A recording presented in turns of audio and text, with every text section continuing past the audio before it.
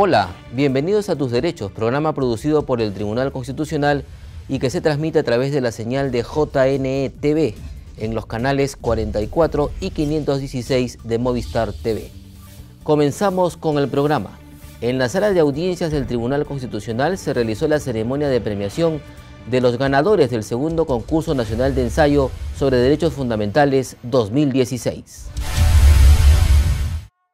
El Tribunal Constitucional ratificó su compromiso de defensa de los derechos fundamentales de las personas al coorganizar con el Ministerio de Justicia la segunda edición del concurso nacional de ensayo sobre esta materia 2016, que tuvo 2 ganadores en las categorías estudiantes y egresados. Precisamente la ceremonia de premiación de Pamela Andrés del Castillo, categoría estudiantes, y Percy Estrada Morales, categoría egresados, se realizó en la sala de audiencias del tribunal, con la asistencia de los magistrados y funcionarios del TC y del Ministerio de Justicia y Derechos Humanos. Los ganadores recibieron becas del Centro de Estudios Constitucionales para un diplomado de especialización en argumentación jurídica y los últimos libros recientemente publicados por el SEC. El doctor Miranda Canales felicitó a los ganadores y los exhortó a seguir en ese camino del estudio, esfuerzo y sacrificio, a fin de transformar a nuestra sociedad y construir un país con desarrollo y prosperidad. Tengo que agradecer a los jóvenes que en esta oportunidad han recibido el primer y segundo premio de este concurso nacional sobre ensayos de derechos fundamentales. Y tengo que felicitar y decirles que continúen por ese camino. Creo que el que modestamente habla frente a ustedes, como profesor universitario por más ya de 5 décadas, tengo que decir a las nuevas generaciones, ese es el camino de construir un país con desarrollo y con prosperidad. Creo que los hombres honestos en este país tienen que escoger el camino del estudio, el camino del esfuerzo, el camino del sacrificio y el camino de la honestidad para poder transformar. A su turno, el magistrado Carlos Ramos Núñez, director general del SEC, destacó la iniciativa del concurso y dijo esperar que se siga repitiendo. Tienen también los jóvenes las puertas abiertas del Centro de Estudios Constitucionales, tanto para frecuentar la biblioteca, seguramente con el ánimo de mejorar la calidad de su producción y puedan preparar otros trabajos de investigación, y también sin duda los cursos que el Tribunal Constitucional frecuentemente organiza.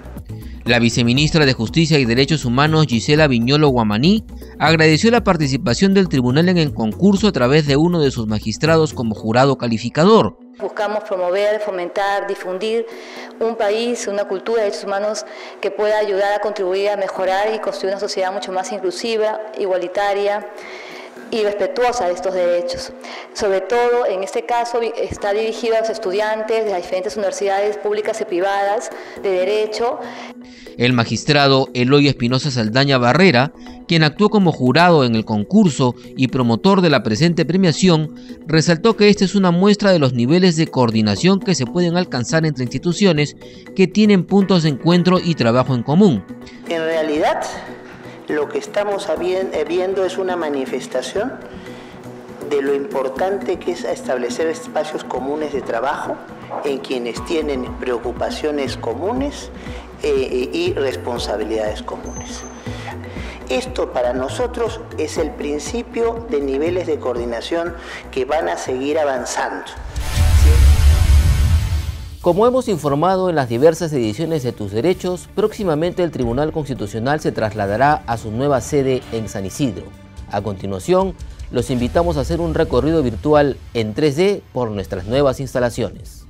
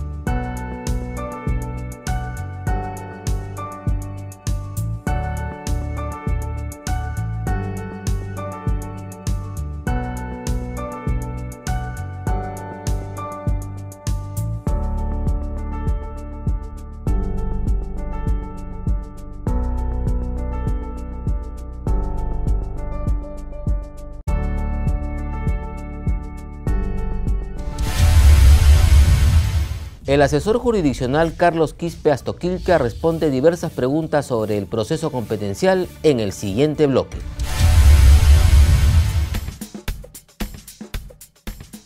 Según la Constitución, el Estado peruano es unitario e indivisible. Su gobierno es unitario, representativo y descentralizado.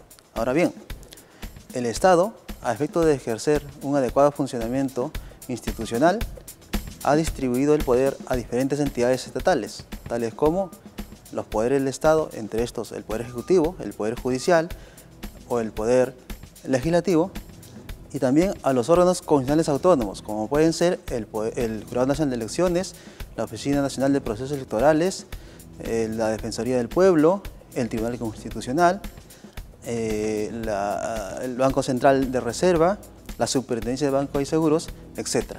Y además a los gobiernos regionales o municipales, asignándole a cada uno de ellos determinadas competencias y atribuciones. En ese sentido, el proceso constitucional competencial o proceso de conflicto de competencias es un proceso constitucional a través del cual se resuelven o se dilucidan los conflictos que se susciten sobre las competencias o atribuciones entre las entidades estatales derivadas de las competencias o atribuciones que la Constitución o las leyes orgánicas le ha asignado a cada uno de ellos. El proceso competencial procede cuando hay conflicto entre entidades o poderes del Estado. Ahora bien, el conflicto se produce cuando alguna de estas entidades realiza determinadas decisiones u omite la realización de determinadas actuaciones, afectando con ello la competencia o la atribución de otro poder del Estado u otra entidad del Estado.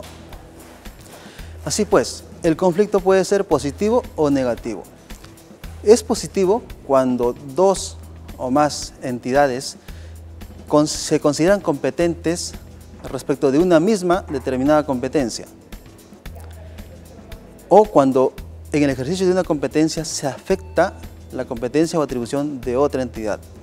Y es negativo cuando dos o más entidades se niegan a asumir la realización de una determinada competencia, o cuando la omisión de un acto estatal obligatorio afecta la competencia de otro poder del Estado. En ese sentido, el conflicto se puede producir entre los siguientes órganos: entre el Poder Ejecutivo y los gobiernos regionales, entre el Poder Ejecutivo y los gobiernos municipales, entre los gobiernos regionales y municipales, entre los órganos constitucionales y los poderes del Estado. La sentencia del Tribunal Constitucional vincula a todos los poderes públicos y surte plenos efectos frente a todos. Ahora bien, si el Tribunal Constitucional en la sentencia determina a qué entidad le corresponde el ejercicio de determinada competencia y en consecuencia anula las disposiciones o actos que se encuentren viciados de incompetencia.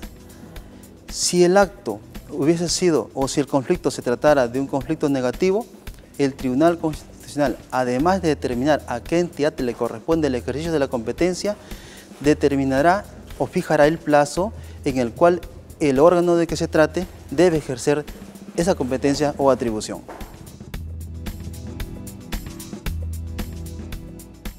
En principio, a diferencia del proceso de inconstitucionalidad, donde el plazo para interponer la demanda es 6 años para las normas con rango de ley, en el proceso competencial no se ha regulado un plazo de esa naturaleza. Y la razón podría estar en la naturaleza de la pretensión. Es decir, mientras subsista el conflicto, no hay ningún plazo que pueda correr. Es por eso que el legislador habría creído conveniente por no fijar un plazo de prescripción de la demanda. El presidente del Tribunal Constitucional, Manuel Miranda Canales, inauguró recientemente el primer Seminario Nacional sobre Ciencias Forenses y Criminalidad. Durante la actividad académica, el doctor Manuel Miranda Canales explicó las funciones, competencias y atribuciones del Tribunal Constitucional. Resaltó que las decisiones que toma el colegiado se hacen con total independencia, imparcialidad, transparencia, probidad, autonomía y honestidad. Otros expositores participantes en el seminario trataron temas como la poligrafía como herramienta forense, las ciencias criminalísticas y los casos forenses, el recurso de habeas corpus por causa de enfermedad, lucha contra la criminalidad terrorista, caso MRTA, el uso de la inteligencia en la investigación criminal y la inseguridad en el Perú. Hacemos una pausa y retornamos con tus derechos.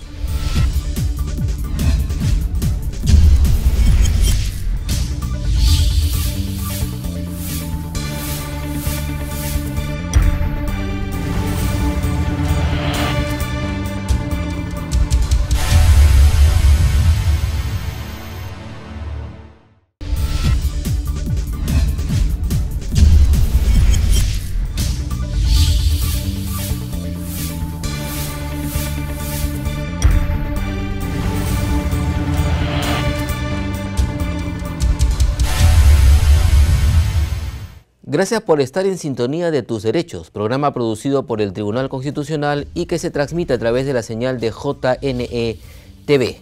Nos acompaña ahora el asesor jurisdiccional Álvaro Córdoba Flores, con quien vamos a conversar sobre un tema bastante interesante, el de la jurisprudencia del Tribunal Constitucional en materia de interculturalidad. Álvaro, bienvenido. Hola, buenas tardes. Bueno, gracias por tu visita al programa Tus Derechos y la primera pregunta que queremos hacerte es ¿cómo aborda nuestra Constitución de 1993 el tema de la interculturalidad, el tema de la multiculturalidad? Bueno, es interesante primero, antes de hablar de interculturalidad, referirnos al término multiculturalidad. ¿Por qué? Porque el tribunal, a través de su jurisprudencia, ha ido construyendo y dándole contenido a estos términos, que no aparecen expresamente en el texto constitucional. Entonces, por multiculturalidad, ¿qué entendemos? Hay dos diferentes significados que podemos atribuir a la palabra. Primero, multicultural como una descripción de lo que existe en la realidad, es decir, hay varias culturas que conviven unas con otras. Y lo multicultural como una política de Estado que busca proteger esas culturas, esas diferencias culturales.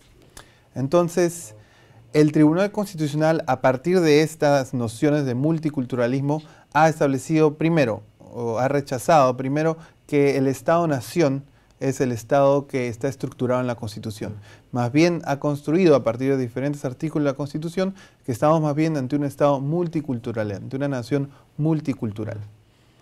A partir de ello, el tribunal, si bien no ha entrado a detallar mucho en el término interculturalidad, lo que podemos entender por el término intercultural son el énfasis que se pone en las relaciones entre estas distintas culturas. Es decir, donde no se plantean diferentes jerarquías entre estas culturas, y donde a partir de una mirada de respeto se van a entablar las relaciones entre el Estado y las diferentes culturas, ¿no? En este caso, de los pueblos indígenas. Y donde todos, entiendo, somos iguales. No hay temas de discriminación. También recogido del propio texto constitucional. Exactamente. Pero se trata más bien de un principio de no discriminación, porque sí se van a percibir diferencias culturales. Es decir, todos debemos recibir el mismo trato, pero hay que respetar esas diferencias culturales existentes en otras culturas, como son la cultura de los pueblos indígenas, ¿no? En el caso particular del Perú. ¿Cuál ha sido el comportamiento del colegiado en todos estos años, considerando que el tema de la interculturalidad, multiculturalidad, es, por llamarlo de alguna manera, relativamente nuevo, o cuyo interés ha ido creciendo en los últimos años? Bueno, si uno revisa la jurisprudencia del Tribunal Constitucional desde el 96 hasta el 2005, no hay ninguna referencia al término multicultural o intercultural. Pero a partir de 2005 el tribunal comenzó en algunas sentencias a establecer ese término, ¿no? En el texto de las sentencias del Tribunal Constitucional. Este tema se fue agudizando, o el énfasis que el tribunal puso en el término multiculturalismo se fue agudizando a partir del 2008, del 2009, con una serie de protestas de los pueblos indígenas a lo largo del Perú, especialmente en la Amazonía, y posteriormente a lo que se ha llamado el baguazo, ¿no? Donde comienza el tribunal a expedir muchas más sentencias tomando en cuenta aspectos multiculturales y enriqueciendo la Constitución, el contenido de la Constitución, con el convenio 169 de la OIT. Entonces, a partir de algunos artículos de la Constitución, el tribunal construye una imagen de una teoría de lo que sería una constitución multicultural en el Perú. Entonces tome en cuenta el artículo 2.2, que establece la no discriminación de las personas. Tome en cuenta el artículo 2.19, que establece el respeto a la identidad étnica y cultural. Tome en cuenta, asimismo, lo establecido en el artículo 48, que hace referencia a las lenguas oficiales en el Perú, donde se considera el quechua, la aymara y la aymara como una lengua oficial. Tome en cuenta también las referencias a las comunidades campesinas y comunidades nativas establecidas en el artículo 89 de la Constitución. Entonces, a partir de toda esta visión general de la Constitución, combinada con una perspectiva que viene desde el convenio 169 de la OIT, el tribunal comienza a construir una jurisprudencia sobre los derechos multiculturales en el país. En tu experiencia, estas demandas presentadas por nuestros pueblos o comunidades originarias están basadas fundamentalmente ¿en qué? ¿Qué es lo que reclaman principalmente, de lo que tú has visto en tu experiencia en el tribunal? A ver, son básicamente, por la coyuntura que se ha generado en el país, hay una incidencia importante de sentencias del Tribunal Constitucional relativas al derecho de consulta. Básicamente se han presentado demandas de inconstitucionalidad contra decretos legislativos, aduciendo que estos decretos legislativos o unas leyes no habían sido consultadas con los pueblos indígenas. Entonces se buscaba la declaración de la inconstitucionalidad de estas normas de rango legal. De otro lado, también hemos tenido casos relativos, por ejemplo, a la defensa de la autonomía de las comunidades indígenas, en este caso particular, de una comunidad nativa, como es el caso llamado Tres Islas, ¿no? Que es el expediente 1126 del 2011, ¿no? Es un habeas corpus que el tribunal lo trabajó como un amparo y en donde el tribunal enfatizó la autonomía que tienen las comunidades indígenas para determinar sus destinos. Cuéntanos un poco este caso Tres Islas al que te acabas de referir. Bueno, en este caso, esta comunidad había construido una caseta para evitar el paso de mineros ilegales y personas extrañas a la comunidad, a su comunidad, a los territorios de su comunidad. Sin embargo, una serie de transportistas presentaron un habeas corpus contra esta decisión de la comunidad, aduciendo que se estaba vulnerando la libertad de tránsito. Esta demanda fue declarada fundada en segunda instancia y contra esta sentencia del Poder Judicial la comunidad interpone otro habeas corpus. Ese habeas corpus termina llegando al Tribunal Constitucional y el tribunal establece que en realidad lo que estaba en juego aquí era la autonomía de la comunidad nativa Tres Islas, que había decidido poner un control para la entrada y la salida de su territorio comunal y que esta autonomía no había sido respetada por el Poder Judicial y por los transportistas de la zona. ¿Y cuál es el estado del proceso en este momento? ¿Ya el tribunal declaró fundado el reclamo? Declaró fundada esa demanda y se ordenó, se ordenó que se respete la autonomía de la comunidad nativa, se ordenó también que se construya la caseta, entre otros temas de relevancia, ¿no? Se ordenó también o se exhortó al Ministerio Público a que tome en cuenta esa sentencia para las investigaciones que estaban haciendo el Ministerio Público en contra de algunos miembros de la comunidad, ¿no? Porque estos miembros de la comunidad habían actuado en virtud a la autonomía de la comunidad nativa. ¿Cómo consideras tú el desarrollo de la jurisprudencia del tribunal en esta materia de interculturalidad? ¿Hemos dado un paso adelante? ¿Estamos avanzando? Yo creo que se ve un avance. El tribunal no elige los casos, el tribunal se va a pronunciar en cuanto los casos van llegando, ¿no?, a su sede.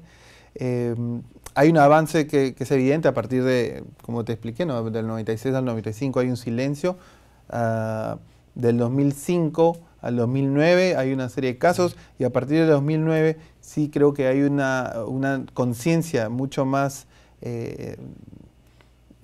una conciencia del Tribunal Constitucional respecto de su labor en la construcción de estos derechos multiculturales y de situaciones y de relaciones de inculturalidad a través del respeto, ¿no? Entre el Estado y los pueblos indígenas. Entonces, yo creo que sí hay un avance, es importante, seguramente queda mucho por hacer, pero ello va a tener que ser consultado con los mismos pueblos indígenas, ¿no? Se trata de entablar un diálogo intercultural.